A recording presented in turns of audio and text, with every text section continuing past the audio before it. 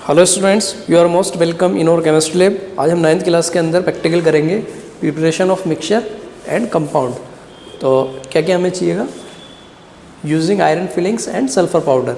तो इन दोनों को यूज़ में लेकर के हम मिक्सचर बनाएंगे और कंपाउंड बनाएंगे और पता करेंगे कि वो हेट्रोजीनियस है या होमोजीनियस है। जो अपना मिक्सचर होता है वो हाइड्रोजीनियस और जो हमारा कंपाउंड होता है होमोजीनियस होता है। और उसके बाद हम क्या करेंगे, बिहेवियर चेक करेंगे मैग्नेट की हेल्प से, और कार्बन डाइसल्फाइड को हम लेंगे सॉल्वेंट के रूप में, और फिर हम देखेंगे इफेक्ट ऑफ हीट क्या रहता है। तो सिंपल सा प्रैक्टिकल है, इसे हम अपनी सीट पे चल के आराम से परफॉर्म करते हैं।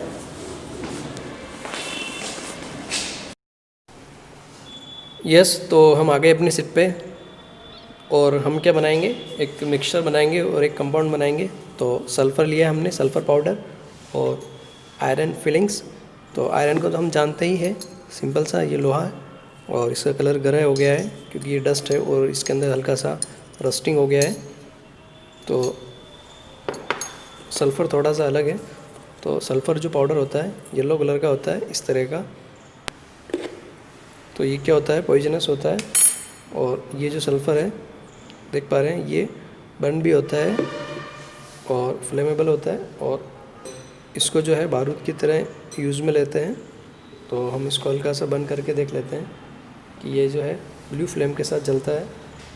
तो इसको हम जब बर्नर पे जलाते हैं तो इस तरह से देख पा रहे हैं।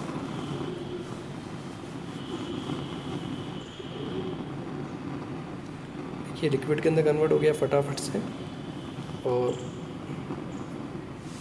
ये देख पा रहे हैं इसके अंदर इस तरह से ब्लू फ्लेम निकल रही है। तो यहाँ पे क्या हो रहा है, जो सल्फ़र है वो ऑक्सीडाइज हो रहा है और यहाँ पे सल्फ़र डाइऑक्साइड बन रही है, और ये अपना फ्लेमेबल होता है।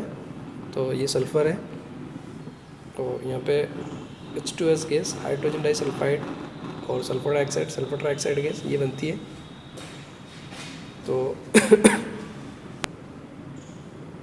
ये हमने सल्फ़र को इस तरह से देख पा रहे हैं बर्न किया, तो इस तरह से फ्लेम भी पकड़ता है। और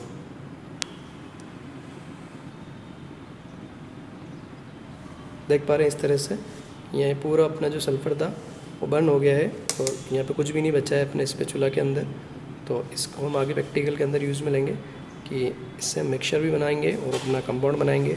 मिक्सचर के अंदर क्या होता है, जो एलिमेंट होते हैं वो किसी भी रेशो के अंदर हो सकते हैं, और कंपाउंड बनाने के लिए हमें क्या करना पड़ता है, जो कंटेंट्स होते हैं उन्हें फिक्स रेशो में लेना पड़ता है।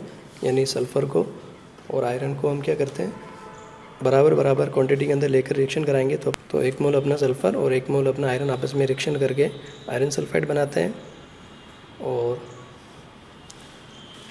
इस तरह से जो है हम, तो पहले हम बनाएंगे मिक्सर। तो मिक्सर बनाने के लिए हमें पता है कि किसी भी रेशो के अंदर हम क्या कर सकते हैं, जो अपने दोनों एलिमेंट है उसको हम ले सकते हैं। तो पहले हम लेते हैं सल्फ़र, थोड़ा वो ले लेते हैं, और इसके अंदर हम मिक्स करेंगे आयरन। तो ये आयरन की डस्ट है हमारे पास, और हम इसे मिक्स कर देते हैं इसके अंदर इक्वल क्वांटिटी के अंदर, और इसको हम अच्छे से शेक कर लेते हैं। तो ये जो हमारा है मिक्सचर बनके तैयार हो गया है। ये आयरन के हम बड़े बड़े जो टर्निंग है इसको हटा देते हैं।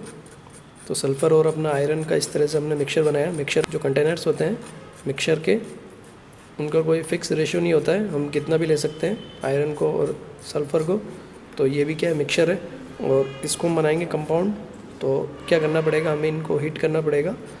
तो क्या बन जाएगा, आयरन सल्फाइड बन जाएगा और हीट रिलीज़ होगी।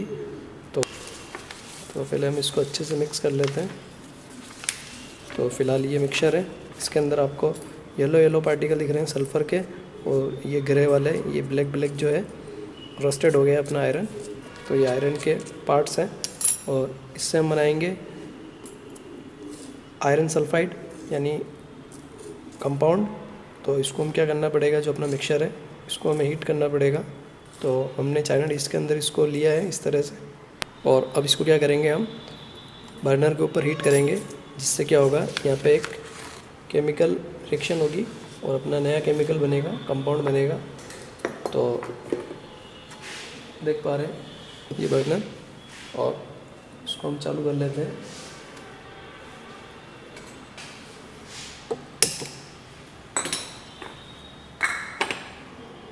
और ये हम लगा देते हैं इस पर ट्राइपॉड और वायर गेज, और इसकी लैंप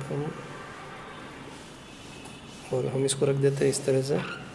और जो अपना मिक्सचर है उसको हम ग्लास रोड की हेल्प से हिलाएंगे, और टोंग की हेल्प से हम इसको पकड़ सकते हैं।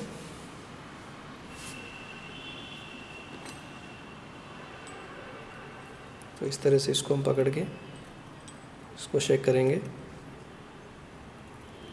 जिससे क्या होगा, इसके जो पार्टिकल अच्छे से मिक्स हो जाएंगे और इनमें रिएक्शन अच्छी से हो जाएगी।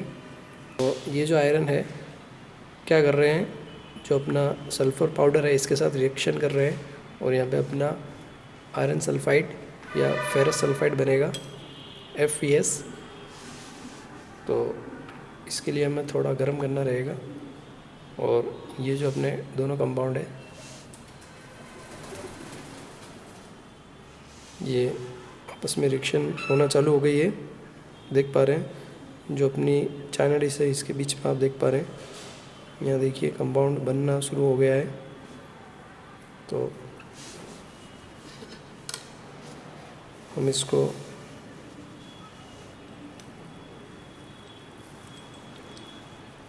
टोंग से पकड़ के इस तरह से शेक करते हैं।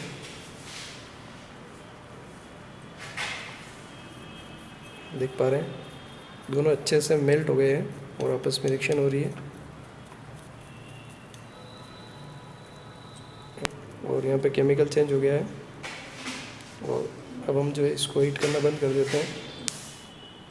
थोड़ा सा हम इसको चाइना डिश को पास ला करके देखते हैं। तो देखिए इस तरह से ये दोनों जो है आपस में रिएक्शन कर लिए हैं और एक कंपाउंड बन गया है।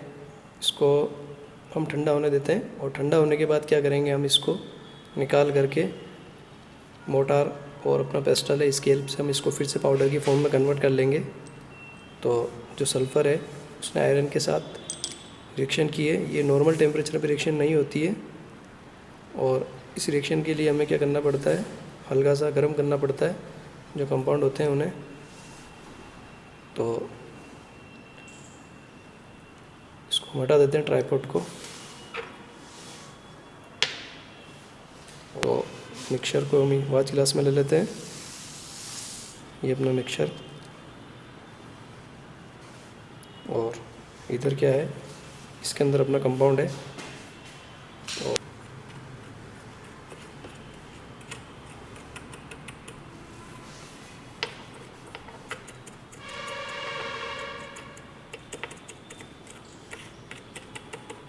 तो देख पा रहे हैं हमारी चाइना डिश ठंडी हो गई है, और जो अपना कंपाउंड है उसको हम इस तरह से स्पैचुला की हेल्प से कुरच लेते हैं, ताकि जो चाइना डिश पे ये चिपक गया था ये अलग हो जाए।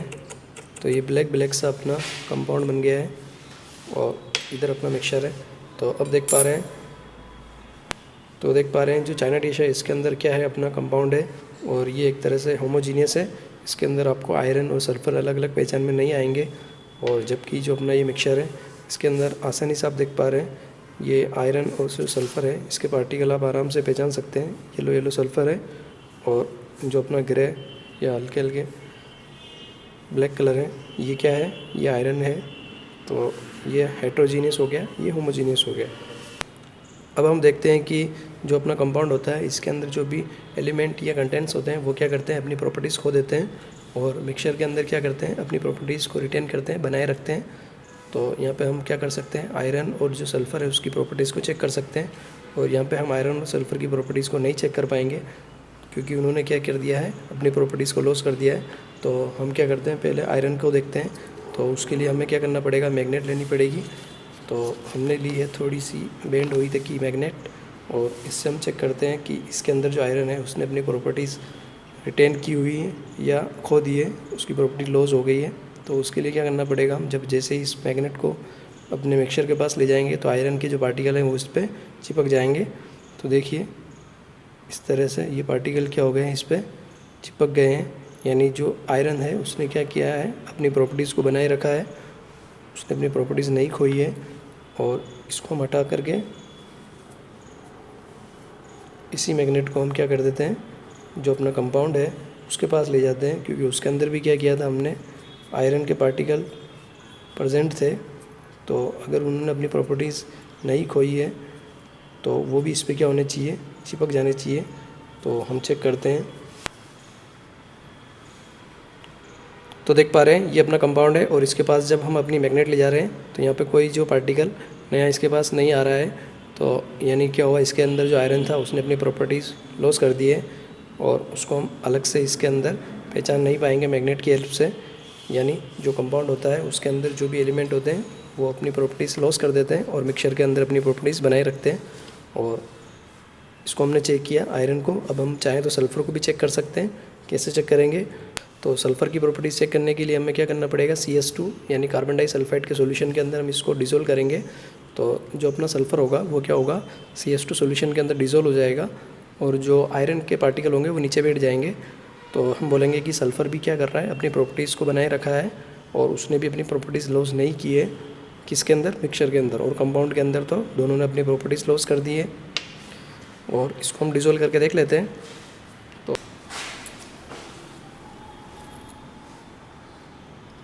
इस तरह से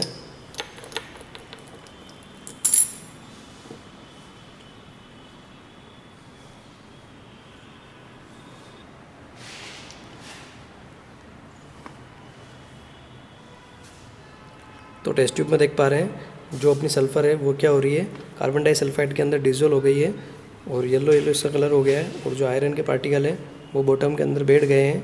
नीचे की तरफ देख पा रहे हैं आयरन जमा हो गया है और जो सल्फ़र है वो कार्बन डाइसल्फाइड के अंदर डिसोल्व हो गई है। यानी क्या है, सल्फ़र ने भी अपनी प्रॉपर्टीज़ को बनाए रखा है और मिक्सचर के अंदर उसकी भी प्रॉपर्टी के अंदर कोई लॉस नहीं होता है। तो इस तरह से हम जो है कार्बन डाइसल्फाइड CS2 को सॉल्वेंट के रूप में लेकर के हम सल्फ़र की प्रॉपर्टीज़ भी चेक कर सकते हैं। तो ये जो है अपना कंपाउंड के अंदर इस तरह से पॉसिबल नहीं हो पाएगा, क्योंकि यहाँ पे सल्फ़र और अपना आयरन दोनों ने अपनी प्रॉपर्टीज़ लॉस कर दी है और इसकी खुद की एक अलग सी प्रॉपर्टी हो गई है और इसको हम जो है किसी भी तरह से अलग नहीं कर पाएंगे, क्योंकि यहाँ पे क्या हो रहा है, केमिकल चेंज हो रहा है और यहाँ पे क्या हो रहा है, फिजिकल चेंज हो रहा है। यहाँ पे जो बॉन्ड बन गया है उसको हम रिएक्शन करा करके यानी केमिकल मेथड के थ्रू ही हम इसको अलग कर पाएंगे। और यहाँ पे जो अपना सल्फ़र और आयरन है इसको हम फिजिकली मैग्नेट की हेल्प से या किसी सॉल्वेंट की हेल्प से अलग कर सकते हैं। तो अगला है अपना हीट का इफ़ेक्ट क्या रहेगा। तो अगला अपना ऑब्जर्वेशन रहेगा कि इन दोनों के ऊपर हीट का क्या इफ़ेक्ट रहेगा। तो हमने पहले ही देख लिया है कि जब हम इस मिक्सचर को हीट किया था, गर्म किया था, तो क्या बन गया था, अपना कंपाउंड बन गया था और हीट जनरेट हुई थी। तो हीट का इफ़ेक्ट मिक्सचर के ऊपर रहता है कि ये क्या करता है, कंपाउंड के अंदर कन्वर्ट हो जाता है, रिएक्शन हो जाती है सल्फ़र की और आयरन की। और यहाँ पे क्या होता है, हीट का इस पर कोई इफेक्ट नहीं होता है। इस तरह बड़े आराम से हमने अपना प्रैक्टिकल कंप्लीट किया। आई होप आपको अच्छे समझ में आ गया होगा। आराम से पढ़िए, अपना ध्यान रखिए, टेक केयर, बाय।